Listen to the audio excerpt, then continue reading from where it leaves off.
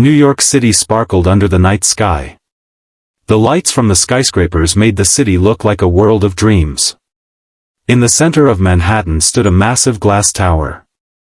Hartwell Technologies. One of the fastest-growing tech companies in America.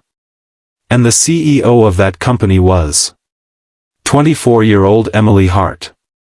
Beautiful. Brilliant. Rich. And feared by everyone. People often whispered, "Emily doesn't have a heart, only business." She wore expensive designer suits, traveled with security guards, and never let anyone get close to her. But nobody knew. Behind her cold smile was a painful past. Emily's past. 10 years earlier, Emily had been just an ordinary girl.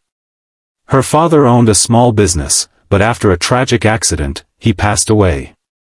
Debt swallowed the family. Their home was sold. And Emily moved into a tiny apartment with her sick mother. That day, Emily made herself a promise. One day, I'll become so successful that I'll never be poor again. She studied day and night. She earned scholarships, learned coding, and worked harder than anyone around her. By the age of 24, she had built a billion-dollar company. But success slowly turned her heart cold. Fear inside the company. Employees at Hartwell Technologies were terrified of Emily. If someone made even a small mistake, she humiliated them in front of everyone. One morning during a meeting, an employee accidentally messed up a presentation slide. Emily slammed her hand on the table. "If you can't handle simple work, then leave this company." The room fell silent. The employee looked like he was about to cry. But Emily didn't care. The strange encounter. That evening, heavy rain poured across the city. As Emily walked toward her luxury car, she noticed a young boy standing near the street corner selling newspapers. He looked around 10 years old. His clothes were dirty. His shoes were torn. And his hands were shaking from the cold. The boy walked toward her carefully. "Ma'am, would you like to buy a newspaper?" Without even looking at him, Emily replied, "No." But then she heard him coughing badly. For the first time, she looked directly at him. He looked sick and exhausted. Emily asked softly, "Why are you out here this late?" The boy lowered his eyes. "My mother is in the hospital. I need money for her medicine." Those words hit Emily hard. Because suddenly, she remembered her own childhood. The first change. Emily pulled money from her purse and handed it to him. But the boy stepped back. "I don't take charity, please buy a newspaper instead." Emily froze.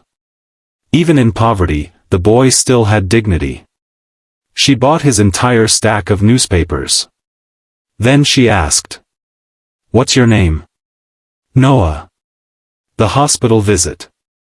The next day, Emily couldn't stop thinking about him. So she secretly visited the hospital Noah had mentioned. There, she saw Noah sitting beside his sick mother in a tiny hospital room. The machines looked old. The walls were cracked. And the room smelled of medicine and sadness. Noah's mother smiled weakly. "My son works all day just to help me survive." Emily stood there silently. Because it reminded her of her own mother, who had died years ago because they couldn't afford proper treatment. A life-changing decision. That night, Emily stood alone in her penthouse apartment, staring down at the glowing city. For the first time in years, her wealth felt meaningless. The next morning, she shocked the entire company. During a staff meeting, Emily announced, "Hartwell Technologies will launch a foundation for poor children and struggling families." Everyone stared at her in disbelief.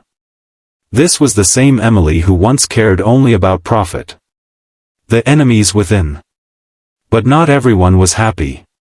Especially Richard Collins, the senior director of the company.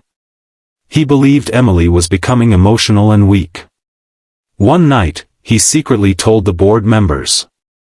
If Emily keeps wasting company money on charity, this company will collapse. Soon, they began planning to remove her as CEO. Betrayal. A few weeks later, a major board meeting took place. Richard stood confidently in front of everyone. Emily Hart is no longer fit to lead this company. Emily was shocked. The people she trusted had turned against her. The board voted. And just like that, Emily lost her position as CEO. Alone again. The news exploded across America. Young billionaire CEO removed from her own company. Social media mocked her. Business channels criticized her. And for the first time in years, Emily felt completely alone. That night, her phone buzzed with a message. It was from Noah. "You are a good person. Don't give up." Just one sentence. But it brought tears to her eyes. The truth comes out. Days later, one loyal employee secretly gave Emily important company files. Inside them was shocking evidence. Richard Collins had been stealing millions from the company for years. Emily immediately contacted the media. A live press conference was broadcast across the country. Thousands watched as Emily revealed every piece of evidence. America was stunned. Police arrested Richard the very next day.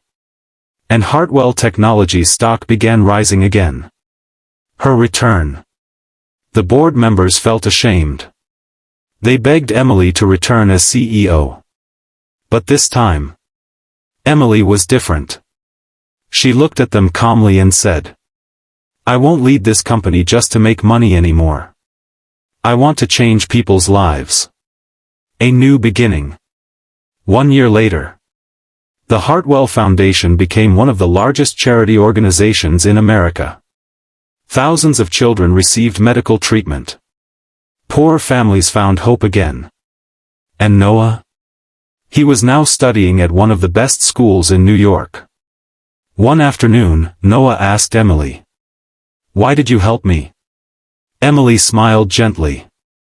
Then she looked toward the sky and replied, "Because once, I was just like you." Moral.